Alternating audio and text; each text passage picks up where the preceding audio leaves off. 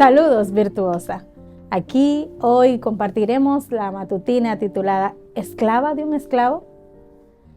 La palabra de la cruz es locura a los que se pierden, pero a los que se salvan, esto es a nosotros, es poder de Dios.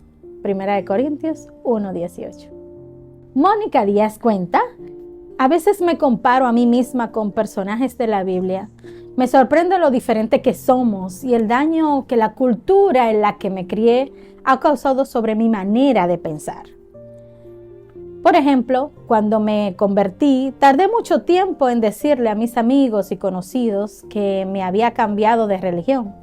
Tenía miedo al rechazo, al prejuicio, al que dirán por las nuevas creencias que ahora tenía. Me avergonzaba pertenecer a un movimiento impopular. Por aquel entonces, en su país, España, y más viendo que la televisión, las noticias sobre sectas, en la que incluían a menudo la iglesia adventista. Yo no quería que nadie me considerara inferior a como me habían considerado hasta entonces.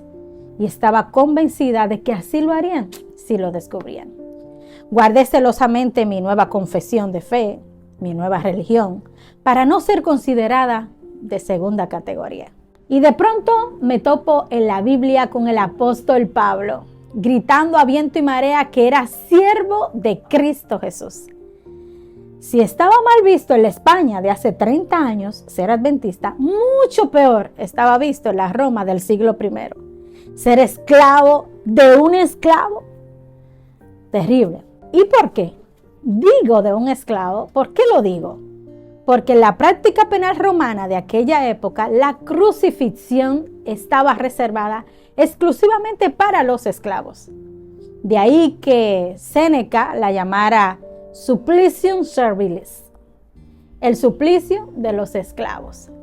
La condena a morir en la cruz manifestaba el estatus social del criminal.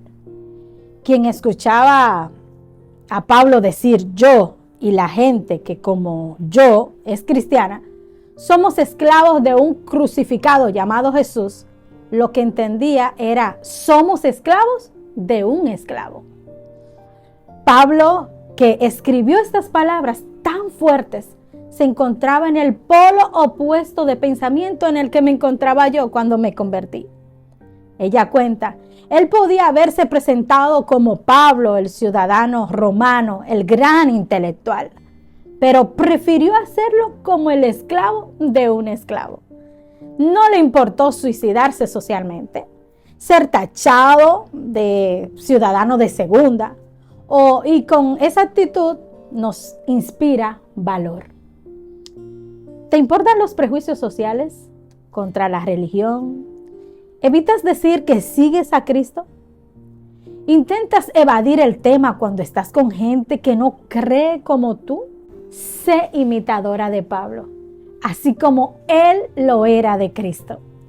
Yo lo hice, dice la escritora, y ahora no solo no me avergüenzo de pertenecer a esta iglesia, sino que hablar de ella me resulta una delicia, porque interiormente pienso que Dios usará esa conversación para cumplir su propósito de salvar.